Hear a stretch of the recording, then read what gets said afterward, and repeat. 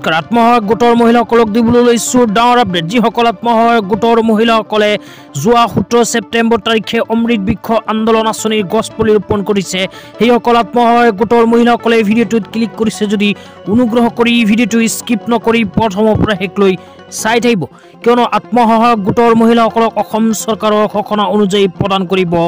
10,000 কোটি টকা তো আপোনালোকৰ বেংক একাউণ্টত যদি 10,000 কোটি টকা পাব বিচাৰে তেন্তে অতি সোনকালে কৰিব লাগিব এখন বিশেষ কাম তো কি কাম কৰিব লাগিব জানিবলৈ অনুগ্ৰহ কৰি ভিডিঅ'টো স্কিপ নকৰি প্ৰথমৰ পৰা শেষলৈ চাব আৰু মোৰ চেনেলত নতুন হলে প্লিজ চেনেলটো সাবস্ক্ৰাইব কৰি মোৰ লগত থাকিব ভিডিঅ'টো শ্বেয়াৰ কৰি আপোনালোকৰ বন্ধুবৰ্গক চোৱাৰ কাৰণে সুযোগ প্ৰদান কৰিব তো বলক ভিডিঅ'টো আৰম্ভ কৰি এই বিষয়ত আমি বিস্তাৰিত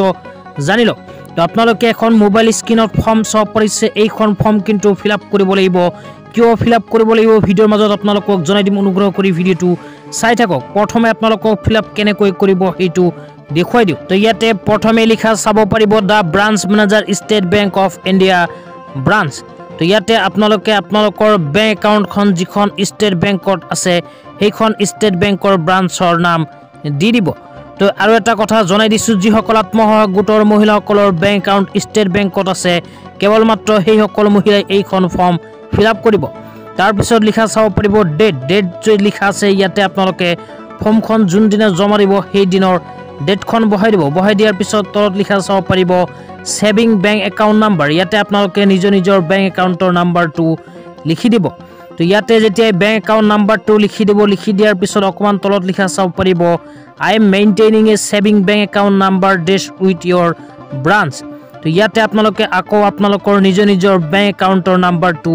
লিখি দিব তো ইয়াতে যেতিয়া বেংক একাউণ্টৰ নাম্বাৰটো লিখি দিব লিখি দিয়াৰ পিছত তলত লিখা চাব পাৰিব ব্ৰাঞ্চ নেম তো ইয়াতে আকৌ আপোনালোকৰ বেংক ব্ৰাঞ্চৰ নামখন লিখি দিব তো বেংক ব্ৰাঞ্চৰ নামখন যেতিয়া লিখি দিব লিখি দিয়াৰ পিছত অকমান তলত আৰু কেইটামান অপচন ফিলআপ কৰিব লাগিব কি কৰিব লাগিব এতিয়া আপোনালোকক দেখুৱাই দিছো তাৰ পিছত লিখা চাব পাৰিব আধাৰ বাই UDI নাম্বাৰ তো ইয়াতে আপোনালোকে নিজৰ আধাৰ কাৰ্ডৰ নাম্বাৰটো প্ৰথমে লিখি দিব তাৰ পিছত লিখা চাব পাৰিব name of the Aadhaar holder তো ইয়াতে আপোনালোকে নিজৰ নামটো দি দিব আপোনালোকৰ আধাৰ কাৰ্ডত যেনেকুৱাকৈ নাম আছে ঠিক তেনেকুৱাকৈ ইয়াতে নামটো লিখি দিব লিখি দিয়াৰ পিছত অকমান তলত লিখা চাব পাৰিব address on the Aadhaar letter আপোনালোকৰ এড্ৰেছটো আধাৰ কাৰ্ডত যেনেকুৱাকৈ লিখা আছে ঠিক তেনেকুৱাকৈ আপোনালোকৰ ফুল এড্ৰেছটো ইয়াতে লিখি দিব লিখি দিয়াৰ পিছত অকমান তলত যেতিয়া আহিব আৰু এটা কাম কৰিব লাগিব আপোনালোকক দেখুৱাই দিছো তো আৰু অকমান তলত যেতিয়া আহিব লিখা চাব পাৰিব signature of the account holder তো ইয়াতে আপোনালোকে নিজৰ সিগনেচাৰটো কৰি দিব আৰু যিসকলে সিগনেচাৰ কৰিব নোৱাৰে সেইসকলে টিপ সহি কৰি দিব কৰাৰ পিছত তলত লিখা চাব পাৰিব নেম যে লিখা আছে ইয়াতে আপোনালোকে নিজৰ ফুল নেমটো লিখি দিব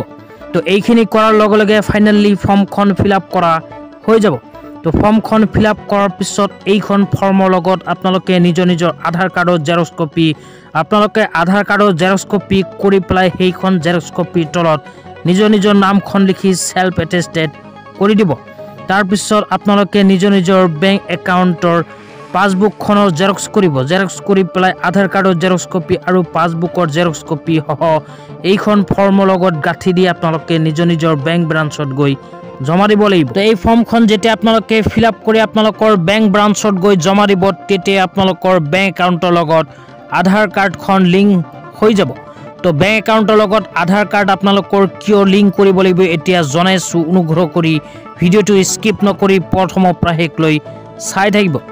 বৰ্তমান চৰকাৰী আঁচনিৰ টকা হিতাধিকাৰীসকলক চৰকাৰে মধ্যভোগী মানুহে যাতে খাব নোৱাৰে সেই কাৰণে আধাৰ কাৰ্ডৰ জৰিয়তে ডাইৰেক্ট বেংক একাউণ্টত প্ৰদান কৰে আত্মসহায়ক গোটৰ মহিলাসকলৰ 10,000 টকাটো বেংক একাউণ্টত প্ৰদান কৰাৰ সময়ত যদি আধাৰ কাৰ্ডৰ জৰিয়তে প্ৰদান কৰে তেন্তে আপোনালোকৰ বেংক একাউণ্টৰ লগত যদি আধাৰ কাৰ্ডৰ লিংক নাথাকে সেই ক্ষেত্ৰত আপোনালোকৰ বেংক একাউণ্টত আত্মসহায়ক গোটৰ 10,000 টকাটো নোসোমাব তো সেই কাৰণে আপোনালোকে অতি শীঘ্ৰে এনেকুৱা ফৰ্ম ফিলআপ কৰি আপোনালোকৰ